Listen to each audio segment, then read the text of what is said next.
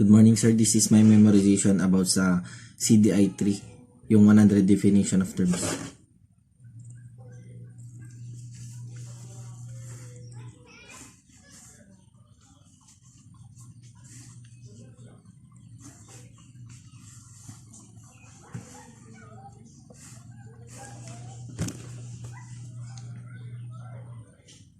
First definition is the release of the crime scene. The release of the crime scene is done after the investigator, if the investigator is satisfied that all the pieces of evidence have been recovered. Then he must bear in mind that upon the formal release of the crime scene to the proper authority, the warrant is already required. The warrant is already required for his re-entry to the crime scene. Then next is the conduct of final survey. Conduct of final survey. The team leader makes a final review on the crime scene to determine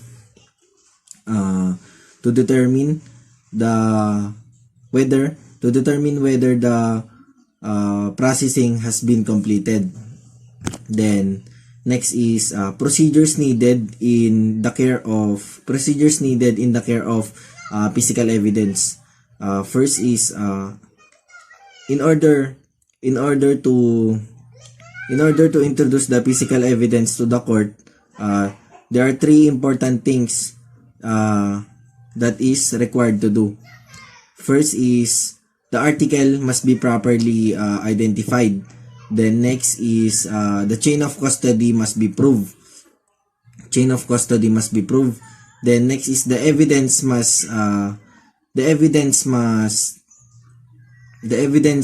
be a material, and it should be relevant.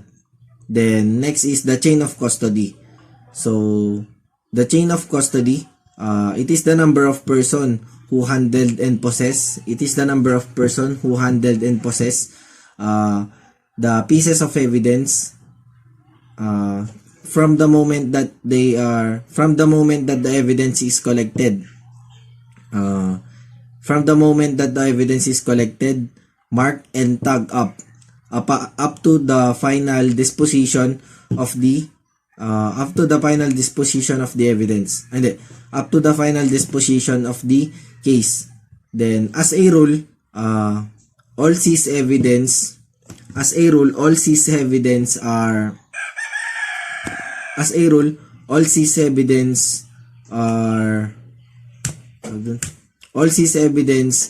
be in the custody of the evidence custodian, and it is deposited to the evidence room.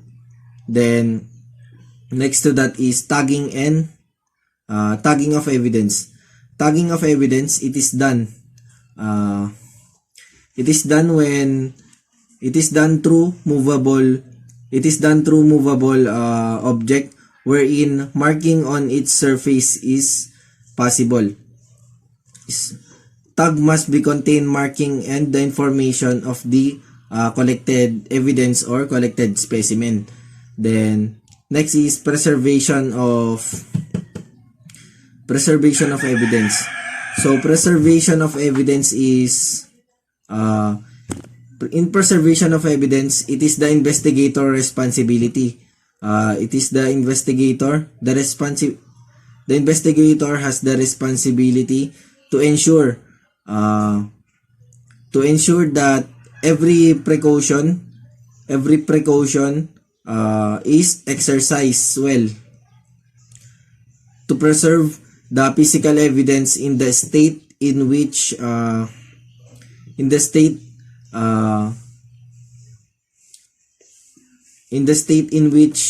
it was obtained, recovered until release to the evidence custodian. Then next is collection of evidence.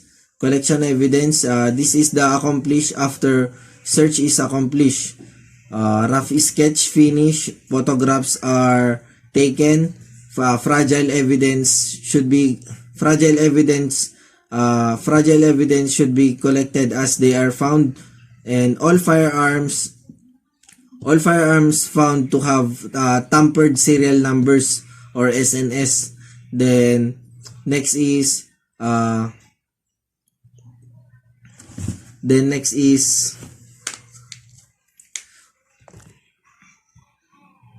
next to that is making of evidence. Making of evidence, any physical evidence obtained must mark or tag before the submission to the evidence custodian. And then next is the investigator places his initials, time and date, time and date of the discovery of each evidences, marking on the specimen. So it is important. Then next is strip search method. Strip search method. In this method, the area is blocked. Blocked out in the form of rectangle. There are three searchers, A, B, and C, proceeded slowly at the same pace. Then at the same pace along the paths parallel to one side of the rectangle. When pieces of evidence is discovered, the search must stop until the evidence has been collected. Then next is double strip search method. The double strip search method is the double strip or grid method is a modification of strip search. Wherein method here rectangle is transverse. So transverse siya. Wherein first parallel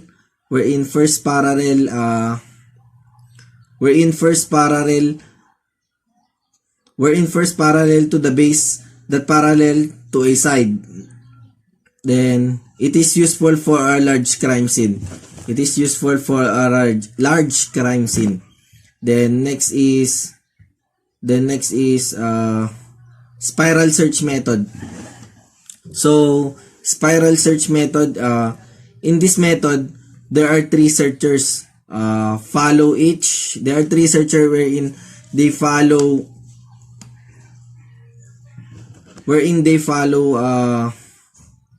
there are three searchers wherein they follow each other along the path on the spiral, beginning outside siya, then spiraling towards the center. So kaya siya natawag na spiral search method. Then next is zone search method or quadrant. Zone search method or quadrant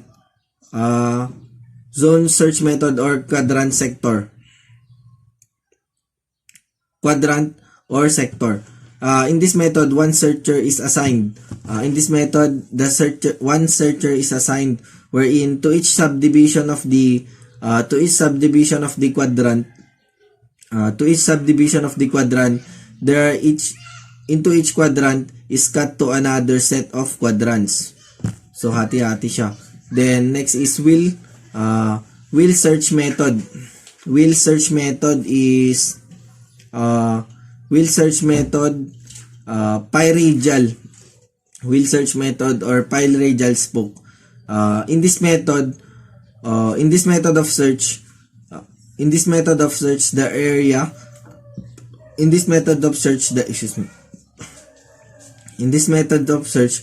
area considered to be approximately circular. Searchers gather at the center, then proceed outside. So meron siyang similarities sa spiral. Then next is point to point.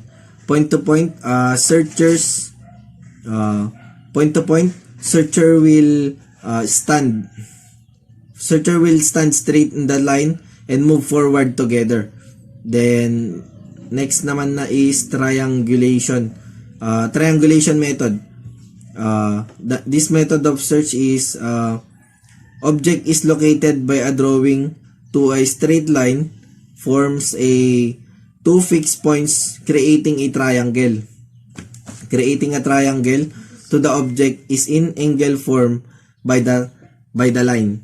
Then next is rectangular method. This method use two wall in a room with fixed point. Two wall in a room with fixed point from which distances are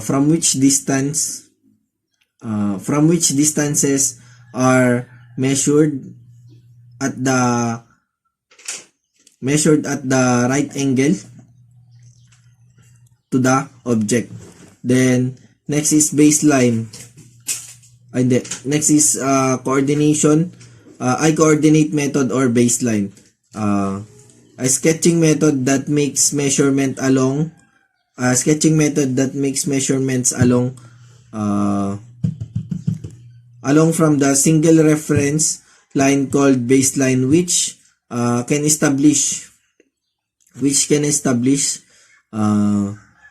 by using length of string,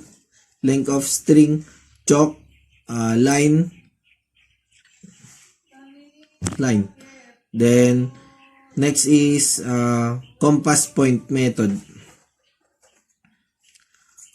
Compass point method is a sketching wherein the method that requires protractor or some method of measuring angles between two lines. So yun.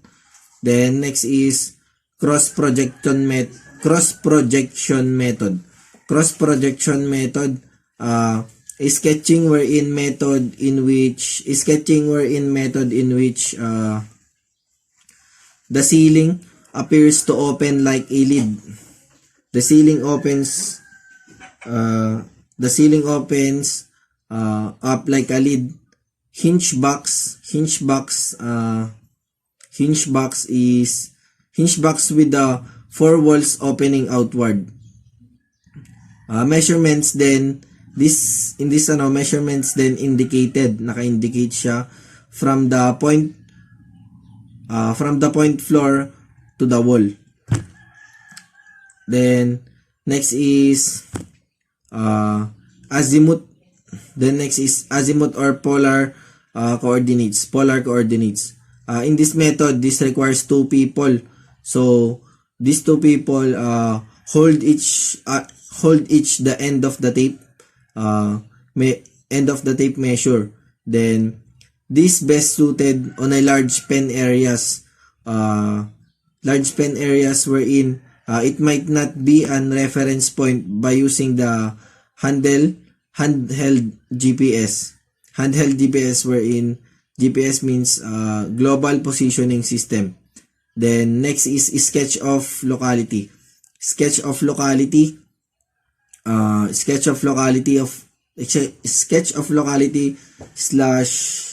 or neighborhood sketch gives picture of the scene, the crime and environs including the neighboring buildings, roads and etc. Then next is sketch of the ground or floor plan or overview. So ito yung scene wherein the crime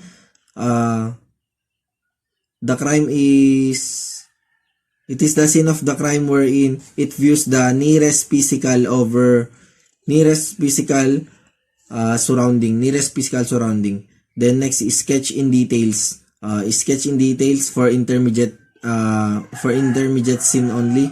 Then exploded. This gives a clear impression. Of the scene in cases where blood stain or bullet holes are seen in the crime. Then elements of this sketch, there are elements of this sketch wherein MCE MCESLT are so measurement, compass direction, essential things or items, scale and proportion, legend, title, rough sketch. Hindi pala kasama yung rough sketch. Rough sketch, it is made by the investigator at the crime scene, in which it is important wherein the details without the scale of proportion. Then basis of the finished sketch. It is the basis of the finished sketch. First pencil drawn outline. Then next is finished sketch. Finished sketch is it is often drawn by a draftsman. Often drawn by a draftsman. Then crime scene sketch. It is the graphic representation. Of the scene of the crime, with complete measurement and relative distance from object,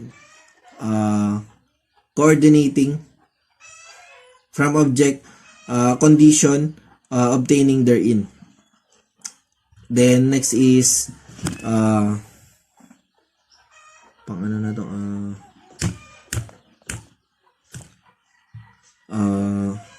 general view or long range. Overall scene will depict. Makikita yung overall scene. Then next na is mid-range photograph. So ito napag-aralan namin kay Sir Ian. Mid-range photograph shown the nature of the crime. So distance is 8 to 10 feet from the victim. Then next naman dito is close photograph, 5 feet. Shows the details of the crime wherein 5 feet or less from the subject or the victim's body. Then next is close up, shows the details of the crime. Yun nga, distance 5 feet or less. Then guidelines. Sa guidelines naman is guidelines of a photograph of crime scene, should be taken as soon as possible before note taking and sketching, or search of the evidence begins. Then next, it must show the original and uncontaminated condition of the crime scene. So ito rin yung isa sa mga purpose kung ba't merong crime scene photography. Then next is photograph of the crime scene is only it should be taken only without the spectators or police personnel. Then it must form a organized sequence and shows the relevant location and objects.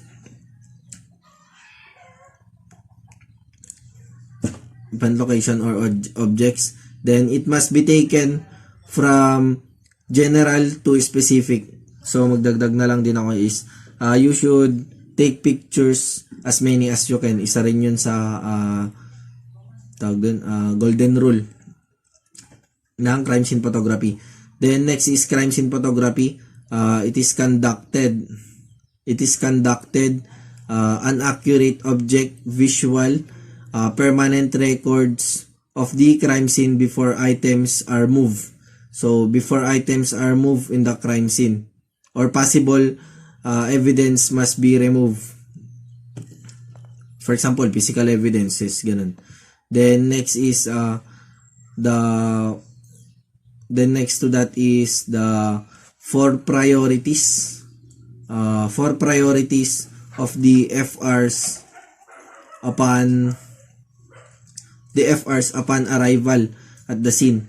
So the four properties is, first is to give first aid, to apprehend suspect and offenders. The next is to protect and if necessary, collect and preserve evidence. Then to cordon off the area of the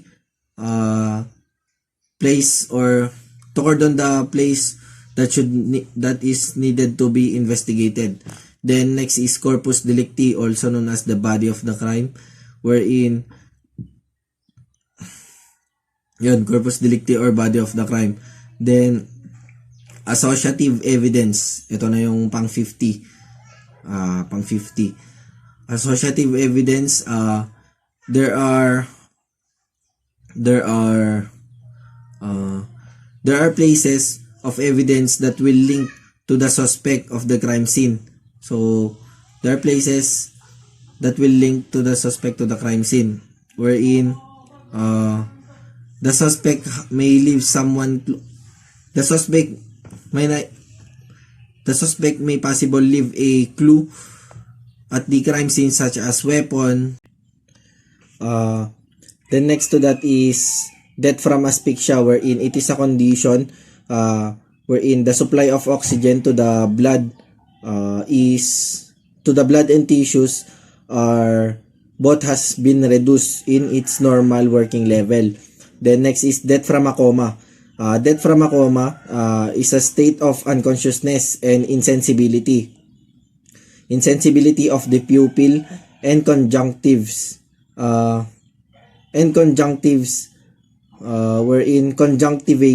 Wherein conjunctivae and inability to swallow resulting from the arrest of the function of the brain. Then next to that is death from starvation or inanition. Death from starvation or inanition is a deprivation of regular and constant supply of food and water to the body, which is necessary to a normal health of a person. Then next is acute starvation. Acute starvation, it is when the food has been suddenly and completely withheld of a person. Then next is the chronic starvation.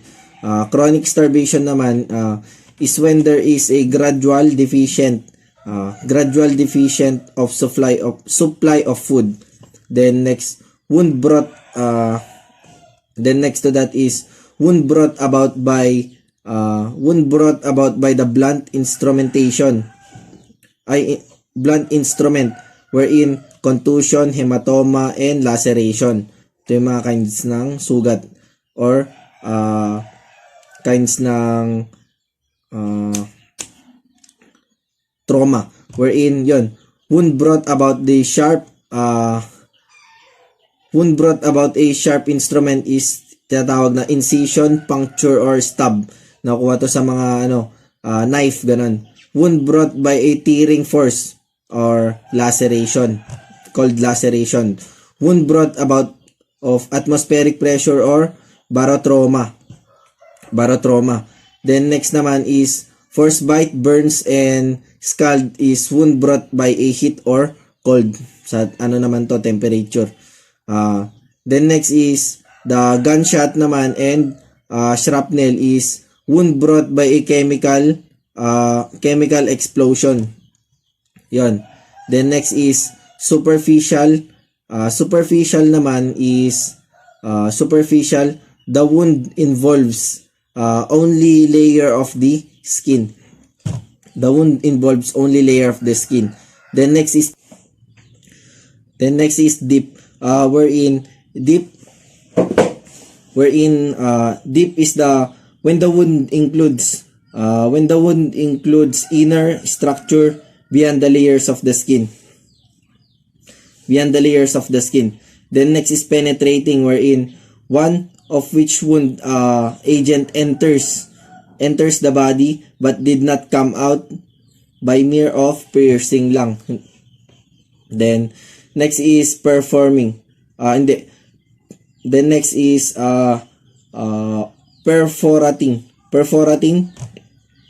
Perforating is when the wound agent produce a communication between inner or outer portion of the hollow organs, wherein point of entry and exit of the instrument. Then next is cooling of the body or algor mortis, 2 hours after death. Mararanasan na to 2 hours after death ang algor mortis. Then cadaveric rigidity or death of the struggle of the muscle, or rigor mortis, wherein rigor mortis is the whole body becomes rigid and contraction of the muscles, so tumitigas na, wherein that develops between 3 to 6 hours after death, and maybe lasts from 24 hours to 36 hours. Then next is coagulation. Ito yung pag-clog ng dugo. Coagulation in the blood, postmortem lividity and cadaveric lividity, or postmortem sigillation, or postmortem hypothesis. Postmortem hypothesis or liver mortis. Then next naman is next to that is decay of the muscle. Decay of the muscle, wherein the muscle becomes flaccid and no longer capable on responding the mechanical and electrical stimulus of the reaction ng becomes alkaline. Then next to that is anoxia. Anoxia naman is a higher altitude wherein the oxygen content in the atmosphere become lesser and lesser. Then next to that is Cope injury. Cope injury, physical injury which is located to the site of the application of force. Yun yung Cope injury. Then next is center Cope injury, physical injury found opposite side of the application of force. Sa opposite side naman siya ng pinag-applyan ng force. Then Cope counter Cope injury. Cope counter Cope injury naman, a physical injury located at the site also opposite of the application of the force. Then next is locus minoris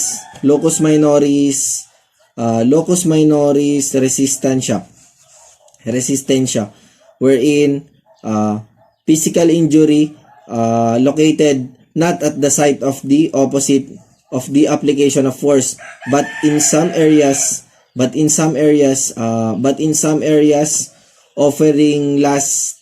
offering least resistance to the force applied. Then next is extensive injury. Extensive injury, wherein it is an injury involving a greater area of body beyond at the site of the application of the force. Then next naman na dyan is mortal wound, wherein mortal wound is caused immediately after infliction or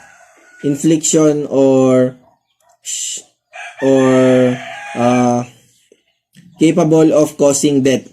Then next is special crime investigation. Special crime investigation is the investigation of cases that are unique and often require a special training to fully understand their broad significance.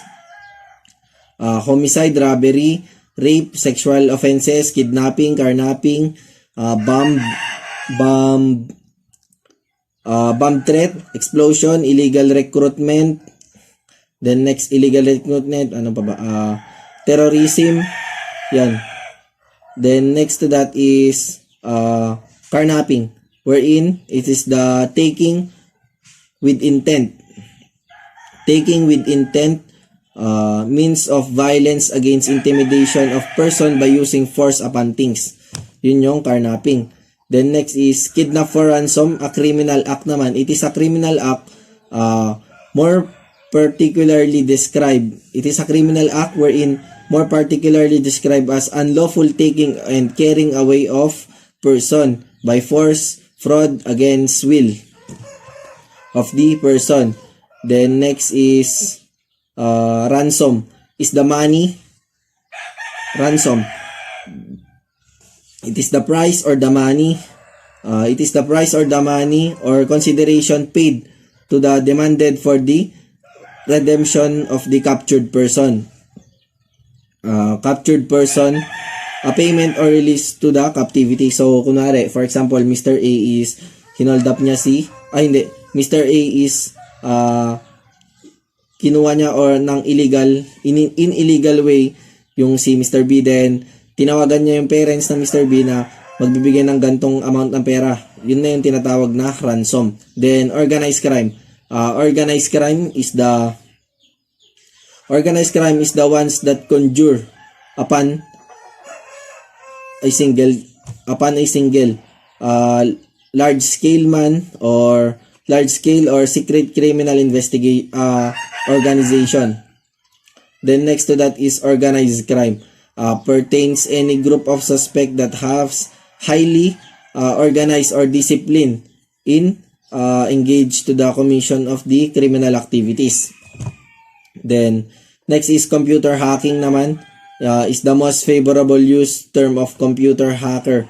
That signifies a compulsive computer programmer wherein yun ginagamit nila sa commission of the crime. Crime mapping is the very important tool in controlling crime in a area.